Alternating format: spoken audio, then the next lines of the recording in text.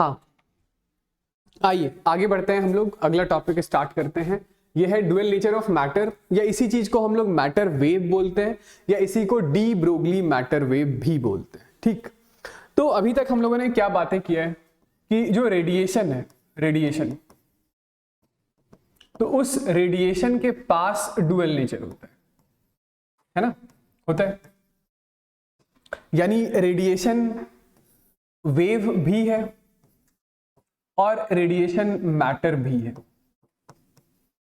Alright, तो इसी में अब एक स्टेप हम लोग और आगे जा रहे हैं, वो ये है कि जो एक्चुअली मैटर है, यानी जो मटेरियल बॉडी है, यानी वैसी बॉडीज जिसके पास अपना मास होता है, ठीक है, तो उनके पास भी डुअल नेचर होता है। मेरे कहने का मतलब है कि जो वेव है वही मैटर है और जो मैटर है वही वेव है।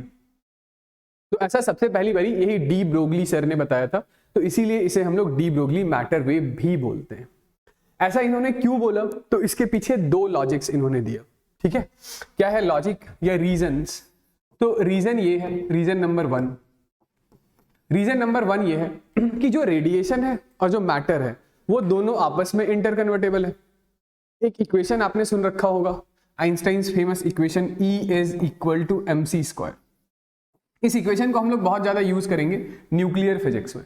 ठीक है, E का मतलब होता है एनर्जी, और m is mass of the object, और c is speed of light.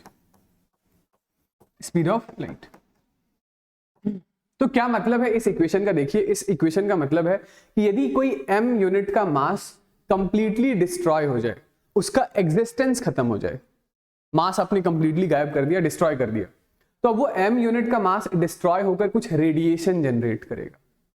और उस रेडिएशन के पास कैसे गायब होती है उसके बारे में हम लोग बात करेंगे। अभी तो मान लीजिए कि हाँ गायब हो गई, तो गायब होने से रेडिएशन जनरेट होगा, मतलब उसका एग्जिस्टेंस खत्म हो गया। तो वो जो रेडिएशन है, रेडिएशन के पास एनर्जी होगी, कितनी एनर्जी होगी? E is equal to mc² के बराबर। ठीक है, तो अभी तक देखिए एक और छोटी सी बात है, वो ये है कि अभी तक जो आप मास कंजर्वेशन के बारे में बात करते थे ना, कि किसी आइसोलेटेड सिस्टम का मास कांस्टेंट होता है, और अभी तक आप एनर्जी कंजर्वेशन के बारे में बात करते थे कि किसी आइसोलेटेड सिस्टम की एनर्जी भी कैसी होती है? कांस्टेंट होती है। तो इंडिपेंडेंट मास कांस्टेंट नहीं होता है, इंडिपेंडेंट एनर्जी भी कांस्टेंट नहीं होती है।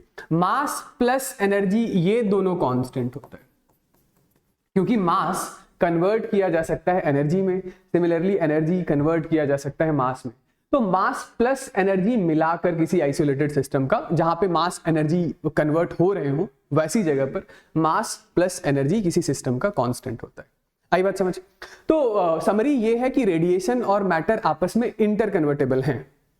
ओके, ठीक। तो यदि रेडिएशन के पास डुअल नेचर है तो मैटर के पास भी डुअल नेचर होना चाहिए। यदि रेडिएशन के पास डुअल नेचर है तो मैटर के पास भी डुअल नेचर होना चाहिए, क्योंकि नेचर में ज्यादातर चीजें सिमेट्रिकल है। क्या है? Symmetry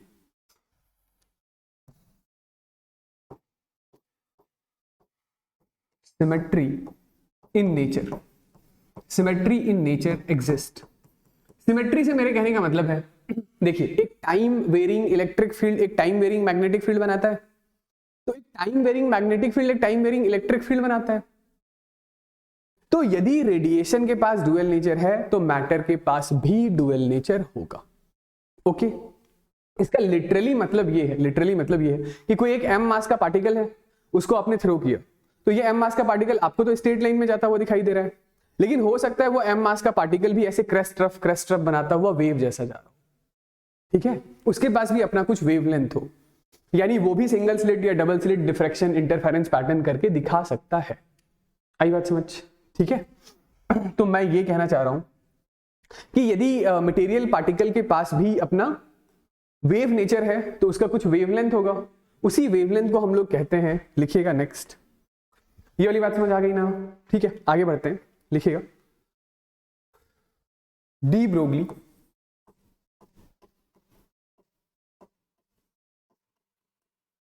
matter wave equation, de Broglie matter wave equation.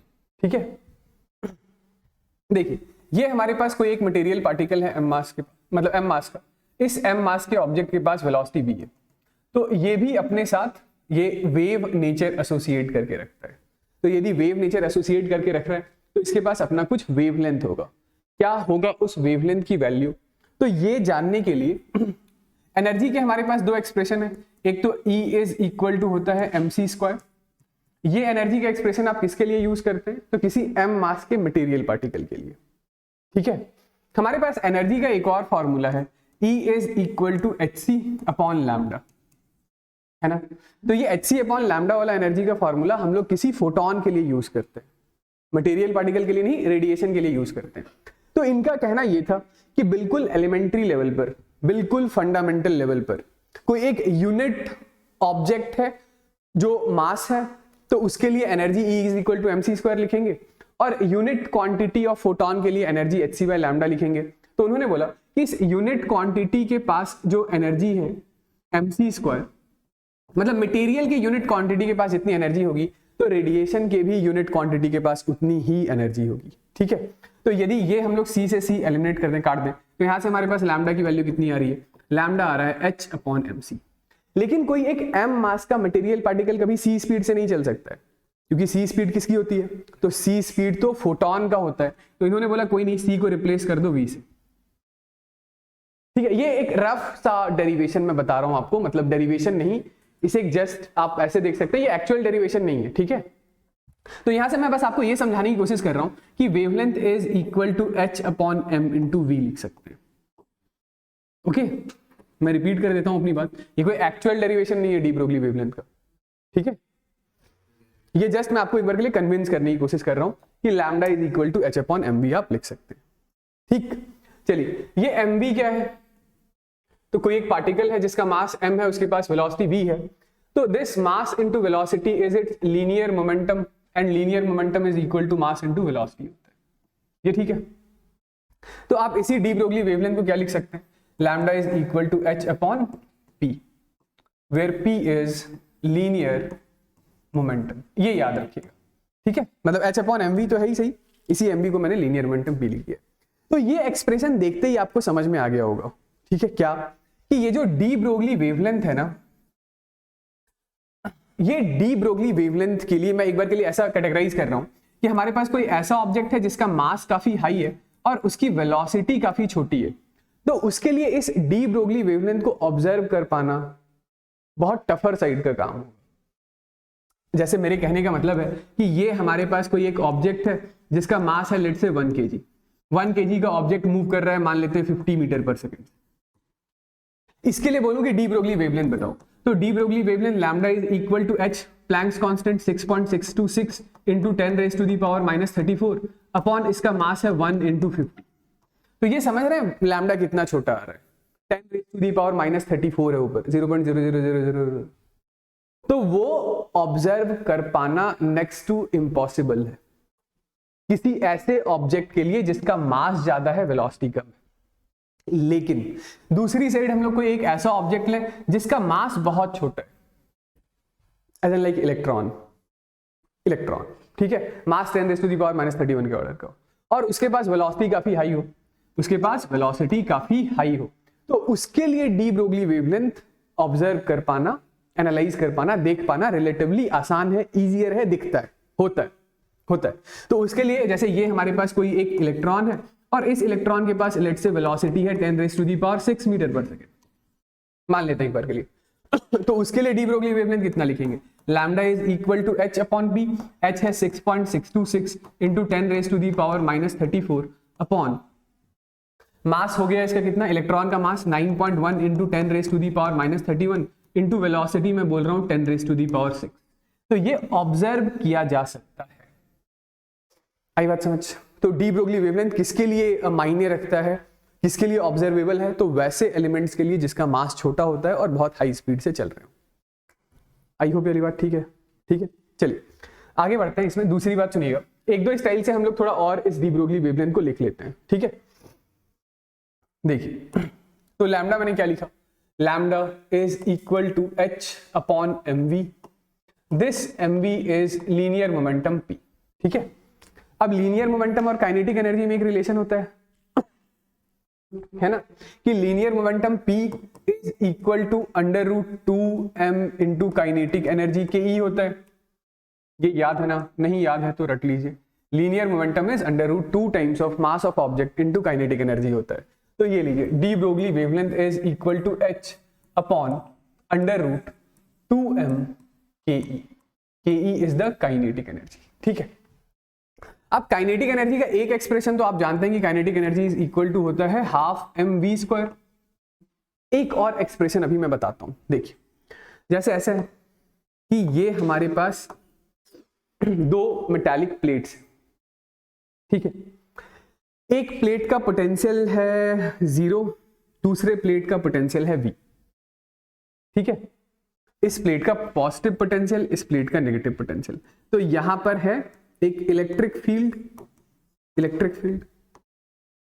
अब मैं बोलूं कि यहां पर मेरे पास एक इलेक्ट्रॉन है, नेगेटिवली चार्ज पार्टिकल, एक इलेक्ट्रॉन है। तो इस इलेक्ट्रॉन पर फोर्स लगा इधर ऐसा, तो इन दोनों प्लेट के अक्रॉस पोटेंशियल डिफरेंस कितना है, v वोल्ट का।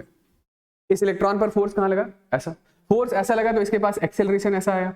एक्सेलरेशन की वजह से ये जैसे जैसे आगे बढ़ेगा वैसे वैसे वेलोसिटी बढ़ते जैसे ही ये v वोल्ट वाले प्लेट तक पहुंचेगा तो इसके पास कुछ स्पीड आ जाएगी, हेंस इसके पास कुछ काइनेटिक एनर्जी आ जाएगी। कितनी होगी वो काइनेटिक एनर्जी, तो वो काइनेटिक एनर्जी जानने के लिए एक बार के लिए थोड़ा टोटल मैकेनिकल एनर्जी कांस्टेंट करा देते हैं। शुरुआत में काइनेटिक, तो यहां से आपने इलेक्ट्रॉन को रेस्ट से रिलीज किया था, तो शुरुआत में काइनेटिक 0। शुरुआत में पोटेंशियल, तो शुरुआत में पोटेंशियल इज इलेक्ट्रॉन का चार्ज इनटू इस प्लेट का potential which is equal to 0। बाद में काइनेटिक, तो बाद में जो काइनेटिक है वो k लिख देता हूं। बाद में पोटेंशियल, तो बाद में पोटेंशियल इज इलेक्ट्रॉन का चार्ज माइनस e इंटू इस प्लेट का पोटेंशियल v। तो इलेक्ट्रॉन की काइनेटिक एनर्जी कितनी आ रही है, e इंटू v। यदि इलेक्ट्रॉन की बजाय कोई दूसरा चार्ज पार्टिकल भी होता, प्रोटॉन होता, ड्यूट्रॉन होता, तो हम लोग उसका चार्ज लिख देते हैं यहाँ पर। आई बात समझ, उसका चार्ज लिखते। तो काइनेटिक एनर्जी का एक और फॉर्मूला है, that is equal to charge q into potential difference with which it is accelerated. Kinetic energy is charge q, जैसे इलेक्ट्रॉन है तो इलेक्ट्रॉन का चार्ज, प्रोटॉन होगा तो प्रोटॉन का चार्ज, अल्फा पार्टिकल होगा तो अल्फा पार्टिकल का चार्ज। ये v क्या है, तो this v is potential difference with which it is accelerated. आई बात समझ। तो इसी डी ब्रोगली वेवलेंथ के फॉर्मूले को मैं एक स्टाइल से और लिख लेता हूं, this is h upon √2 into m into q into v। ठीक है, 2 into m into q into v। I hope ये वाली बात भी समझ में तो आ ही गई है। ये लीजिए, तो ये डी ब्रोगली वेवलेंथ के फॉर्मूला तो एक ही था, उसको इतने सारे स्टाइल से मैंने लिख दिया है। ठीक है, आगे बढ़ते हैं। ठीक,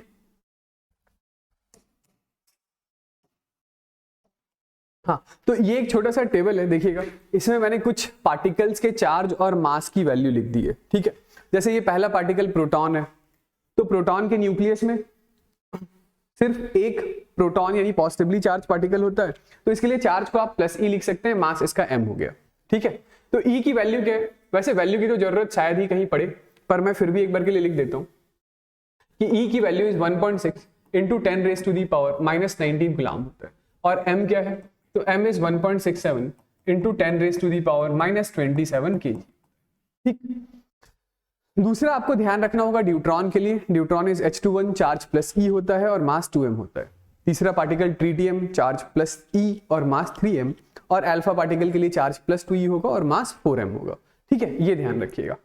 ओके, चलिए आइए इस पर बेस्ड हम लोग कुछ बनाते हैं क्वेश्चंस।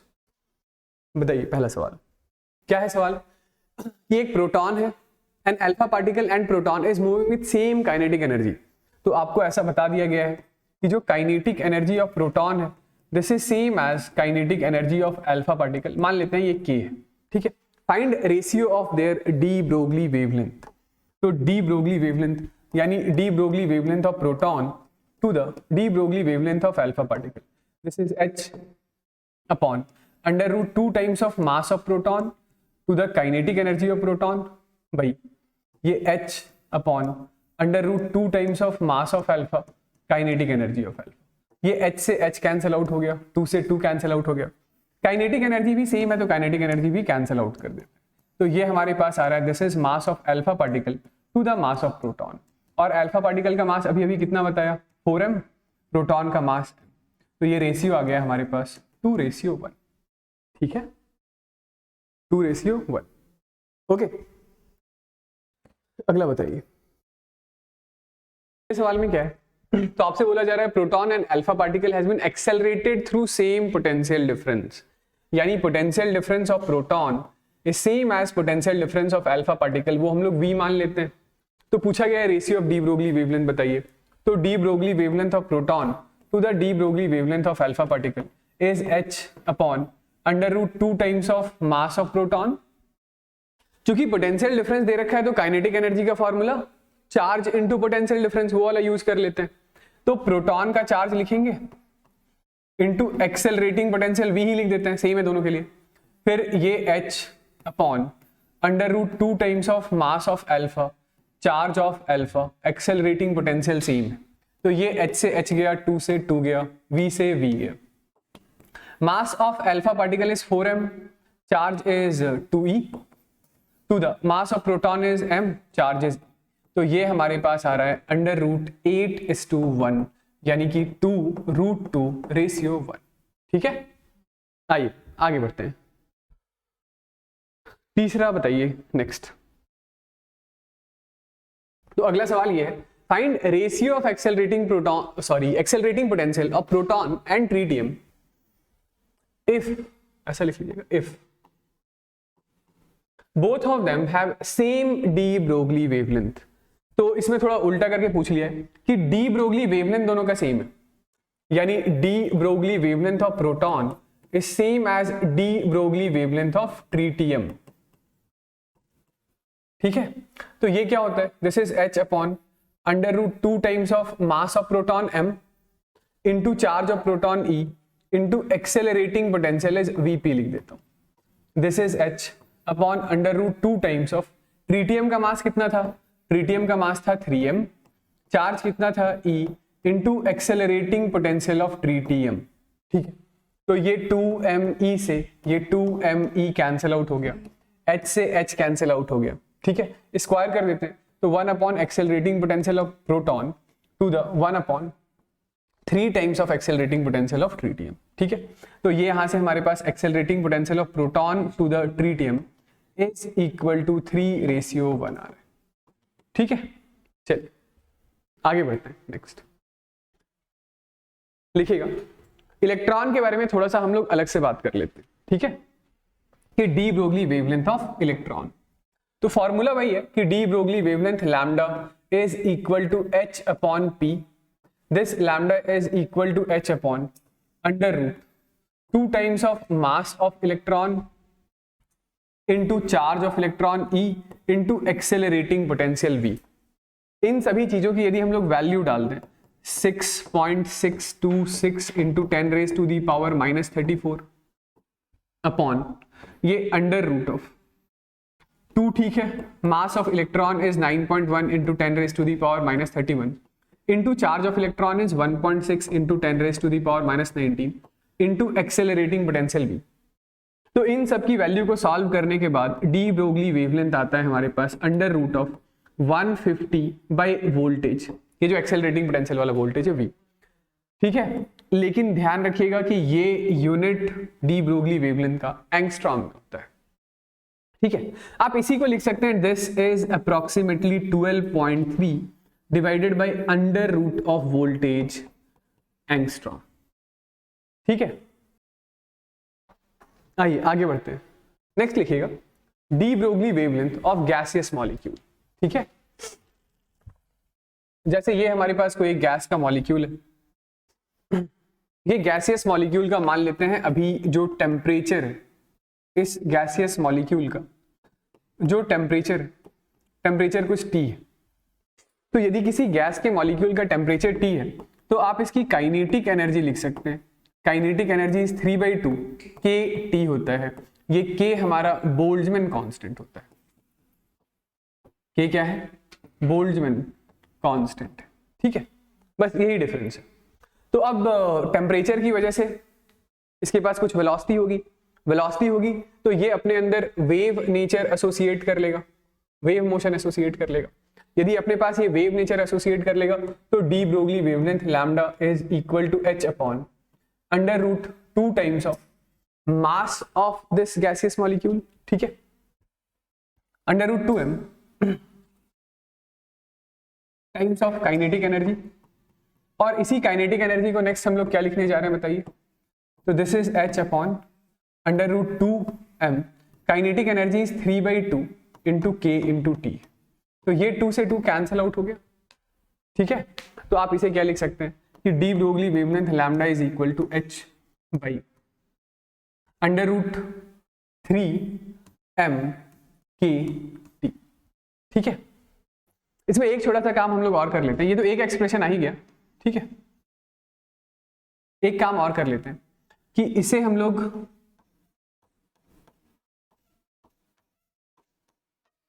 एवोगैड्रो नंबर से डिवाइड कर देते हैं, m को भी और k को भी, ठीक है। तो यदि आपने इसे m को एवोगैड्रो नंबर से डिवाइड किया है तो ये small m divided by Avogadro number, ये क्या होगा, तो ये मोलर मास होगा, ठीक है। और k डिवाइडेड बाई Na, तो ये गैस कांस्टेंट R होगा, ठीक है। इतनी बात सही है। तो ये हमारे पास, अच्छा सिर्फ डिवाइड ही नहीं किया है, मतलब मल्टीप्लाई भी किया है, तो ये ऊपर Na स्क्वायर आ जाएगा, है ना। तो ये लीजिए, ये lambda is equal to h into Na square. हाँ, मैं क्या कह रहा था कि ये m तो हो गया हमारा मोलर मास। अच्छा, यहां पे टेम्परेचर किस में लेंगे पता है ना, केल्विन में लीजिएगा, डिग्री सेल्सियस में मत ले लीजिएगा, ठीक है।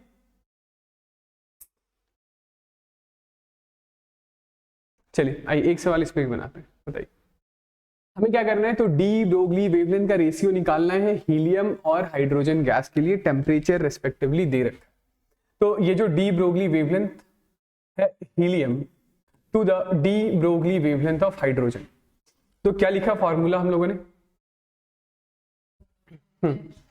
तो formula is h into Na divided by under root 3 times of molar mass of helium into R into temperature of helium to the ये h into Na divided by under root 3 times of molar mass of hydrogen into R into temperature of hydrogen. तो ये HNA से HNA cancel out हो गया, R से R cancel out हो गया, 3 से 3 कैंसल आउट हो गया। तो this is under root of molar mass of hydrogen into temperature of hydrogen to the molar mass of helium to the temperature of helium. Under root of molar mass of hydrogen क्या है, तो hydrogen gas है, actually gas है, तो ये है 2 और helium के लिए ये है 4। टेम्परेचर ऑफ हाइड्रोजन है 127 डिग्री, तो 127 प्लस 273, ये केल्विन में 400, तो इंटू 400, और ये 27 है तो प्लस 273, ये कितना है 300, ठीक है। तो ये 4 से 100 टाइम्स में, ये 2 0 से ये 2 0 कैंसल आउट हो गया, तो ये कितना आ रहा है, ये आ रहा है under root of 2/3, under root of 2/3, ठीक है। समझ गए, कोई दिक्कत वाली बात नहीं ना।